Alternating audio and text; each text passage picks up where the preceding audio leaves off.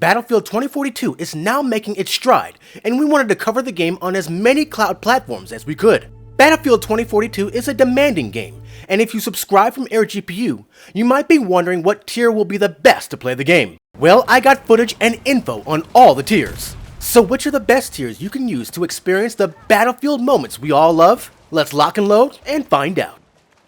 Now let's start at the beginning with the first tier of AWS line of machines, the T4 tier. Now I recommend using the 8 CPU option for the best performance if you're going to go this route. I understand AWS machines are expensive, but this game needs all the power it can get.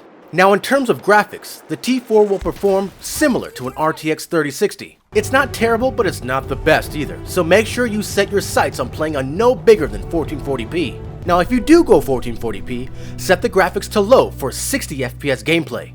1080p players can get away with medium graphics, but this is native without DLSS. Feel free to get at least 20% more frames with DLSS set to performance. Now even though this tier might seem lower powered, response time is good and my mouse and keyboard controls were not laggy at all. Of course, visuals aren't the best, but I was definitely able to manage and perform. So if you're looking for a decent budget tier, the T4 machines can hold their own running Battlefield 2042. Solid effort. Now for the AMD V520 machine. This tier didn't even run the game due to the drivers. Now we recently made a video on how you can update the drivers for this tier, so check that out. Now once you've upgraded the drivers and run the game, check the graphics settings and you'll notice that everything is set to low on default. Even when I set the game to 1080p, you'll want to stay on low settings and you'll see why soon. Also note that DLSS is not an option here, you can't get those extra frames because we're using AMD hardware and not Nvidia. Now how do things play? Horribly. Even at 1080p low settings, I get frame rates as low as 30. It looks like they didn't do much optimization for AMD graphics cards. Such a bad tier. Just skip this tier altogether. Now for the A10G tier, which will be equivalent to an RTX 3080. This will easily be the best tier to play on for Battlefield 2042. It will also be the most expensive, but you do get what you pay for. I have a 4K monitor, so playing in 4K resolution is usually what I play at. Now how does this tier hold up? Well, the game defaults the game settings to Ultra. Does that give you a clue? The game plays smoothly at 60 FPS 99% of the time. There were only a few times where it would dip below 60 to about 55. Input controls were top notch too. You really do get what you pay for with this tier. But it can be expensive, so we do have a coupon code to save you 10% in credit.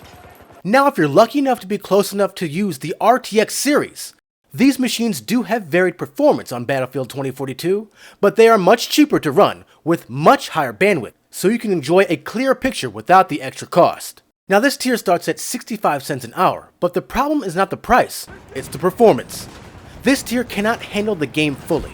And the thing is, it's not really the graphical performance of the machine, it's the input controls. It doesn't matter if I'm at 4K, 1080p, high graphics, low graphics, my mouse lag is crazy. Look at me, barely able to shoot this guy right in front of me. It's a shame because visually, this is a decent machine, but the controls are just unacceptable. Now what about the next two tiers? Things change dramatically with the A4000 machine, in a good way. This is the machine to use.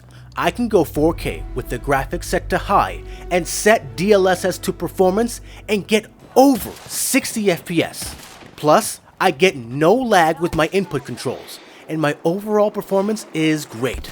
This is the tier, folks. And if you go higher to the A5000, expect even greater results, similar to the A10G tier with a much cheaper price. I went 4K, set at Ultra with no issues here. But to be honest, high graphics versus Ultra is not that much of a difference, but I cannot give more praise to these tiers any more than I already have. So if you're close enough to run one of these machines in North America, do it. You will not be sorry.